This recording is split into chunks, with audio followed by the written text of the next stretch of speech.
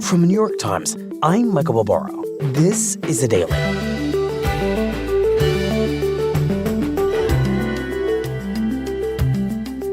Today, for the first time in American history, the United States House of Representatives has voted to remove its leader. My colleague, Luke Broadwater, was there as it happened.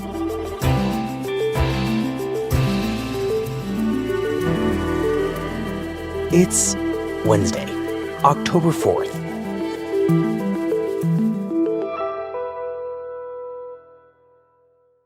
Luke, it's 5 p.m. on Tuesday night, and we come to you at a truly strange moment because the United States House of Representatives has no speaker, right? It is leaderless. Yes. For the first time in American history, the House of Representatives has voted to essentially kick out the Speaker of the House and leave the speakership vacant, meaning that as of right now, there is no one in charge of the United States House of Representatives. Right. And it feels worth pausing for just a moment to reflect on the enormity of that. I mean, this is the most important member of the legislative branch, the United States House Speaker, third in line to the presidency in the constitutional order of succession. And suddenly, that person has been removed from office and the chamber itself has no speaker. It's just hard to wrap your head around. Yeah, it's never happened before in history for a reason, because it is such a drastic action to take. It means that there was such dissatisfaction in the Congress with this speaker that they went to this unprecedented step and decided they would be better off with no leader than with Kevin McCarthy in charge. Right. So let's talk about how this happened, because it didn't happen, as you have just hinted at, over an ethical breach or an accusation of a crime, but because of a set of policy and political differences. So tell us the story of how this happened exactly. And I think that means picking up where we left off with our colleague Carl Hulse on Friday when we last checked in on this kind of rolling drama. And at that moment, what we were all focused on was what appeared to be an all but certain shutdown of the United States government. Well, let me take you back even a little further than that. Mm-hmm. You have to go back to January, where Kevin McCarthy, with a very slim majority in the House, has to fight tooth and nail to even become Speaker. And in doing so, he had to make a number of promises to the hard right that already do not trust Kevin McCarthy. And a lot of them had to do with spending. He had to promise to keep spending levels low. He had to promise to pass individual appropriations bills instead of doing one big bill at the end of the year. He had to promise to give them 72 hours to review any materials. And perhaps most importantly, he had to promise to allow any single member who didn't like what Kevin McCarthy was doing to raise a motion to vacate, to kick him out of the chair. Right. And so he makes all these promises, and for a while he's doing exactly what the hard right wants. But there come a couple times where he encounters situations that he thinks will be too bad for the country. The first is when the country was on the brink of defaulting on our debt. And Kevin McCarthy cuts a deal with Democrats so that we don't default and we can keep paying the bills. Right. This was at the beginning of the summer. Yes. But in doing so, the hard right feels that he did not stand up enough for fiscal responsibility. He didn't demand deep enough budget cuts. And essentially, they believe he sold them out to the Democrats and broke their trust. So that caused a deep wedge between Kevin McCarthy and these hard right Republicans. And then the second time is what we encountered this past weekend, where the country was on the brink of a government shutdown, and Kevin McCarthy was forced with a very important choice.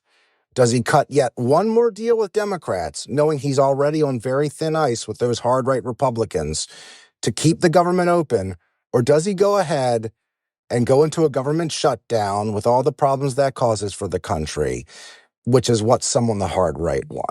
Right. And the presumption at the end of last week, as this shutdown loomed, and it was a presumption I think we established pretty firmly in our last episode, was that Speaker McCarthy would probably let the government shut down because he knew, as you've just said, that he has previously betrayed the trust of these far-right Republicans in the House, and to do it again would truly risk inviting them to try to remove him as Speaker. And so this time, he would probably choose his job over a fiscal crisis.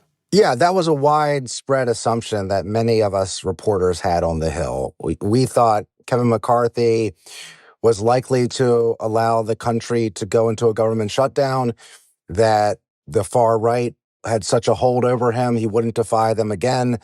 But we were wrong. Madam Speaker, I move that the House suspend the rules and pass. McCarthy, to many people's surprise, cuts a deal with Democrats.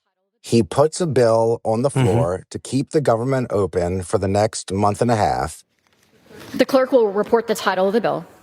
H.R. 5860, a bill making continuing appropriations for fiscal year 2024 and for other purposes. It does not have the deep cuts that Republicans wanted. It does please a lot of Democrats who vote, almost all of them, for this bill.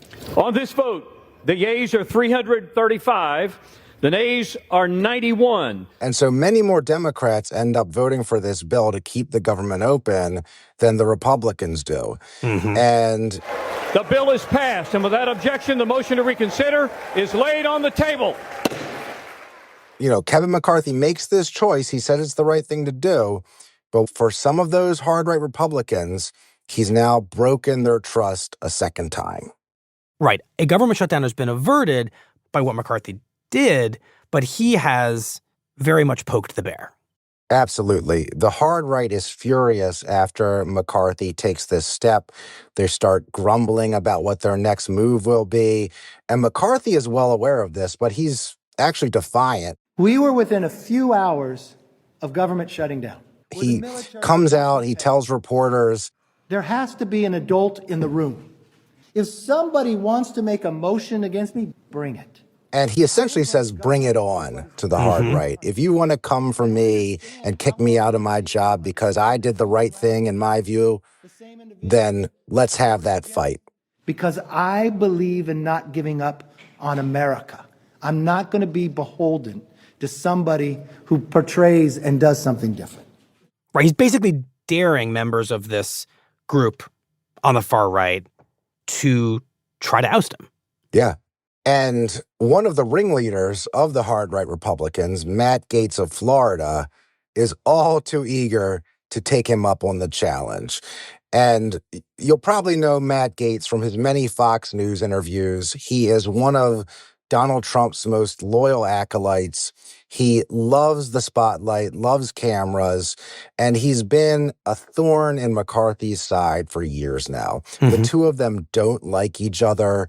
Matt Gaetz blames McCarthy for an ethics investigation into his conduct. And so he is always looking for a reason that if he can mess with Kevin McCarthy, he's going to do it.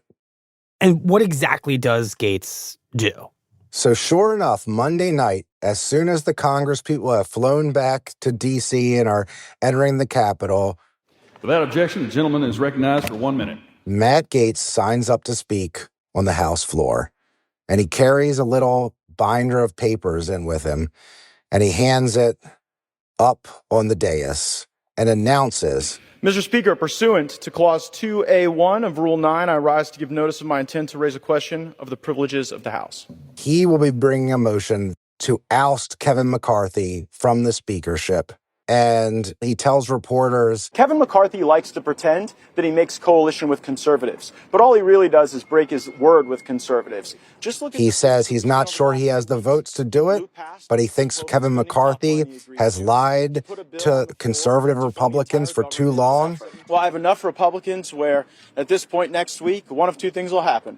Kevin McCarthy won't be the Speaker of the House, or he'll be the Speaker of the House working at the pleasure of the Democrats. And I'm at peace with either result because the American people deserve to know who governs them.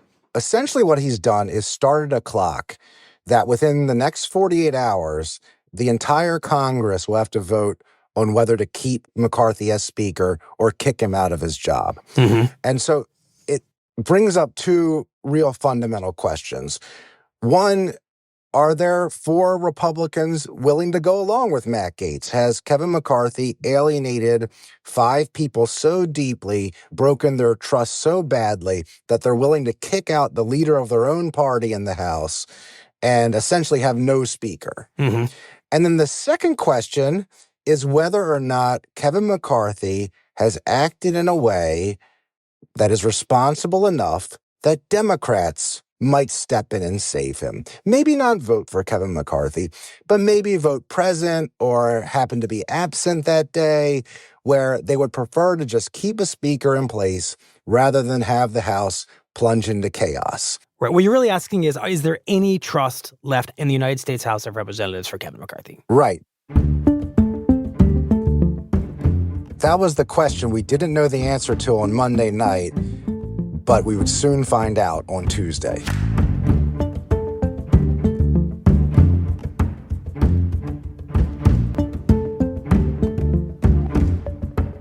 We'll be right back.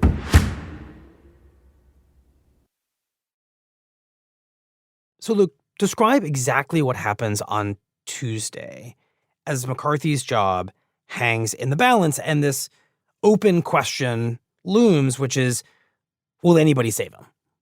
Right. Well, McCarthy makes a decision that he doesn't want this vote hanging over his head for the next 48 hours, and that he wants to get this over with today. So both the Democrats and the Republicans start at 9 a.m. Tuesday morning, going into their respective meetings to sort of figure out their next step. And Luke, what would be the best, strongest possible argument for Democrats to back McCarthy and basically save his speakership? Well, they were talking about this all weekend, knowing that this moment could come. And a number of Democrats made the argument that perhaps Kevin McCarthy is better than any of the alternatives that Republicans could offer up. You know, he avoided having a government shutdown. He avoided defaulting on our debt. And for better or worse, has kept the institution largely running. And perhaps a farther right member of Congress would be even worse as Speaker. Right. He's the devil they know and the one who kept the government open. Right. And perhaps they can extract some concessions out of Kevin McCarthy. Maybe in exchange for them saving him, they'll get co-committee chairs. Maybe he will give more money to Ukraine. But Kevin McCarthy calls Hakeem Jeffries, the leader of the Democrats, Monday night, and he makes it clear that he's not willing to give the Democrats anything. That the Democrats should vote for him because they should believe in the institution of the House and not want to see it in chaos. But he's not going to go out of his way to make any promises to any Democrat. He doesn't offer them anything. And so Hakeem Jeffries walks into the 9 a.m. morning meeting, and he puts up on the screen video of Kevin McCarthy on national TV bashing Democrats and implying, in their view falsely, that Democrats were the ones who wanted the government shut down. And this infuriates the Democrats in that closed-door meeting. And what could have been a debate over the pros and cons of cutting a deal with Kevin McCarthy becomes essentially a one-sided speaking session of all of Kevin McCarthy's wrongs and ills. Even the moderate members, the ones from districts in which President Trump is popular, were saying Kevin McCarthy is untrustworthy. People are talking about how he voted to overturn the election, how he was Donald Trump's lapdog every step of the way, how he defied a subpoena from the January 6th committee. Every single person who speaks at this closed-door meeting speaks against saving Kevin McCarthy and says that the Democrats must remain united. And in their view, it will be better to have no speaker than to have Kevin McCarthy as speaker. So it's clear that he's not going to be saved by Democrats. So then the only question becomes, will these hard-right Republicans truly follow through with kicking him out of this job as speaker? Because It's one thing to say you might do it. It's another to actually do it. Absolutely. Pursuant to Clause 2A2 of Rule 9, the gentleman from Florida, Mr. Gates, and the gentleman from Oklahoma, Mr. Cole, will each control 30 minutes. And this all comes to a head on the House floor during a really intense debate about the future of the House and of Kevin McCarthy's speakership. The overwhelming majority of my party supports the speaker that we elected. We're proud of the leadership he's shown. We're proud of the manner in which he's been willing to work with everybody in our conference and, I believe, in this chamber. Now, remember, the vast majority of Republicans in the House are in favor of Speaker McCarthy. There's only, a handful who want to see him gone.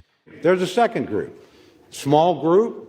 Honestly, they're willing to plunge this body into chaos and this country into uncertainty for reasons that only they really understand. I certainly don't. So for the better part of an hour, Tuesday afternoon, Republican after Republican who supports Kevin McCarthy gets up and makes the case for keeping Kevin McCarthy. Kevin McCarthy has earned this. Under Speaker McCarthy's leadership, our House Republican majority has actually defied all odds and overperformed expectations again and again and again. They say he's passed conservative bills. He has enacted tough oversight of the Biden administration. On January 3rd, we said the 118th Congress is about three things. Pass the bills that need passed, do the oversight work that needs to be done, and stop the inevitable omnibus that comes from the United States Senate right before the holidays. Kevin McCarthy has been rock solid on all three. They say he's kept his promises to conservatives, that he's put, conservative people in conservative committees and let them do their work. So many Americans are better off because of Kevin McCarthy's leadership. American families, job creators, entrepreneurs, service members, law enforcement officer, and the list goes on and on. But that's not at all the way Matt Gaetz and this handful of Republicans who have become detractors of Kevin McCarthy view it. Mr. Speaker, my friend from Oklahoma says that my colleagues and I who don't support Kevin McCarthy would plunge the House and the country into chaos. Chaos is Speaker McCarthy. Chaos is somebody who we cannot trust with their word. I don't think voting against Kevin McCarthy is chaos. I think $33 trillion in debt is chaos. I think that facing a $2.2 trillion annual deficit is chaos. I think that not passing single subject spending bills is chaos. I think the fact that we have been governed in this country since the mid-90s by continuing resolution and omnibus is chaos. They begin to say exactly how Kevin McCarthy has betrayed conservatives. This body is entrenched in a suboptimal path and refuses to leave it. Refuses to leave that path. You cannot change if you're unwilling to change. We had every opportunity to change. We were promised change. We were promised we were going to go ahead and we were going to get those 12 bills done. Do you know why you do 12 bills? Because it allows you to set an agenda to restore fiscal sanity. We chose to not do it again. Let's get our act together. Let's get on with it. Let's vacate the chair, and let's get a better speaker. I yield back. Gentleman yields back his time. All time for debate has expired. Without objection, the previous question is ordered on the resolution. And then we come to the final vote. Right, and it's a moment of high drama in the House. The chair directs the clerk to conduct the vote by a call of the roll. Instead of a traditional vote where everyone just presses their buzzer, this is a roll call vote where every member will have to stand up after their name is called. Adams. Yes. Yay. And say how they are voting. Aguilar. Yay. And every single Democrat stands up and votes to oust Kevin McCarthy as Speaker. And everyone is counting the Republican votes. Most of the Republicans are voting with Kevin McCarthy. Biggs. Yay. But then one votes against him. Buck. Yay. And then another. Burchett. Yay. And sooner or later, when it gets up to Burgess. 6, 7, and Nay. finally 8 votes against Kevin McCarthy from his fellow Burleson. Republicans. On this vote, the yeas are 216. The nays are 210. The resolution is adopted. Without objection, the motion to reconsider is laid on the table. The office of Speaker of the House of the United States House of Representatives is hereby declared vacant. Kevin McCarthy is done as the Speaker of the House. So, Luke, I want to talk about what this all means, both practically speaking and politically speaking. And I want to start with the practical side. What now happens in the House with it no longer having a speaker? What's the practical implication of that? And what happens next? Well, the short order is chaos. No one has ever encountered this situation before. There is no precedent for knowing what will happen next. What we do know is because Kevin McCarthy was kicked out as Speaker, the next tangible step was that a temporary Speaker has been put in place. And Representative Patrick McHenry is now the acting temporary Speaker of the House. Okay. Patrick McHenry is a McCarthy ally. He's very much a placeholder. And the first thing he did was call a recess and say, let's try to figure out what we should do. So as soon as Kevin McCarthy was kicked out, the Republicans retreated with Republicans into their meeting.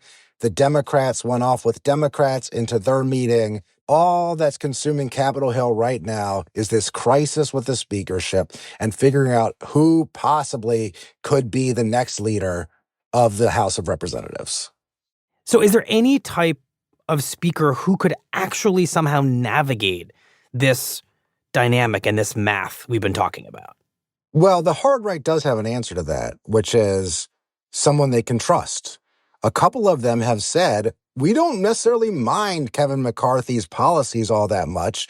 It's that we don't trust him personally. And so we would take someone who votes and acts like Kevin McCarthy if he just didn't mislead us and make false promises to us. And so while that's their point of view, the other point of view is that trying to govern those guys on the far right, is simply impossible.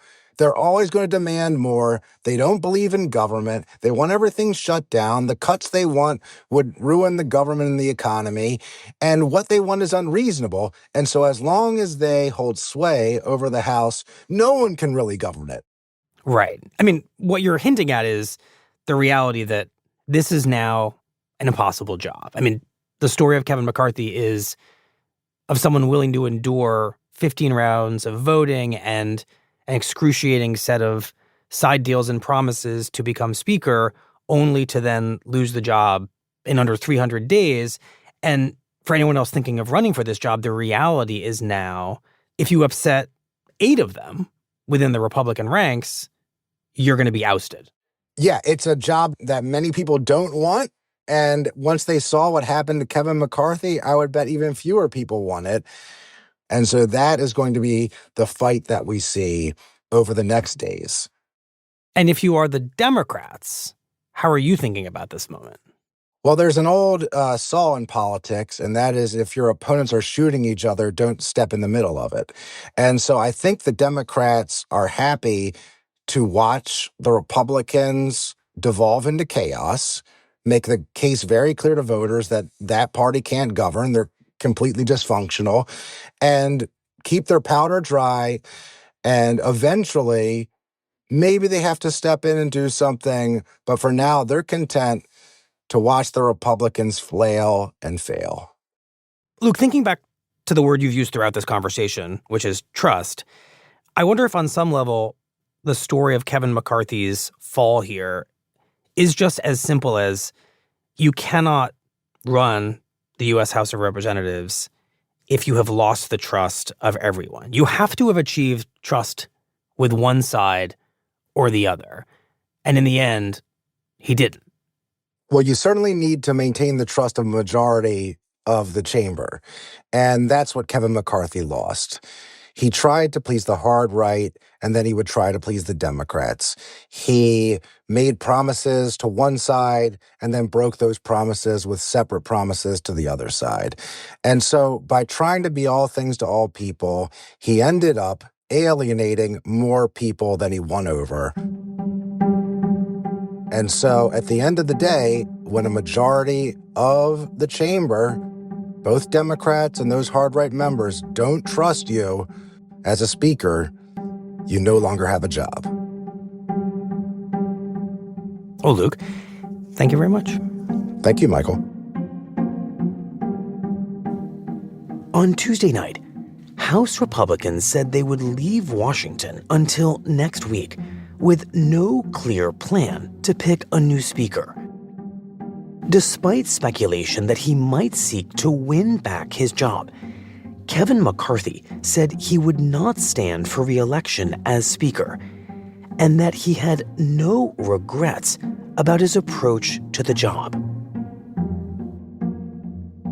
I don't regret standing up for choosing governance over grievance. It is my responsibility. It is my job. I do not regret negotiating. Our government is designed to find compromise. I don't regret my efforts to build coalitions and find solutions. So I may have lost a vote today, but as I walk out of this chamber, I feel fortunate to have served the American people. We'll be right back. Here's what else you need to know today. In a Delaware courtroom on Tuesday, President Biden's son, Hunter Biden, pleaded not guilty to 3 felony charges in a case stemming from a years-long federal investigation into his business dealings. Hunter Biden has been charged with making false statements when he completed paperwork to buy a handgun. On those forms, Hunter Biden said that he was not using illegal drugs, when according to prosecutors, he in fact was. The case was supposed to be resolved through a plea deal that unraveled a few weeks ago when it became clear that Biden and federal prosecutors could not agree on its terms.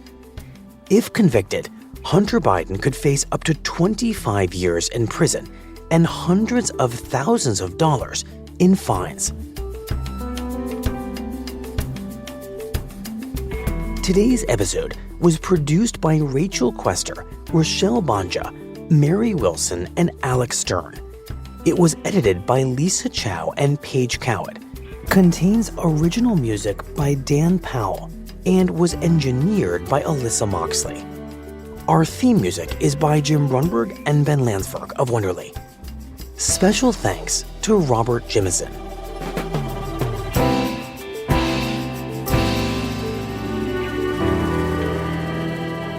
That's it for the Daily. I'm Michael Barbaro. See you tomorrow.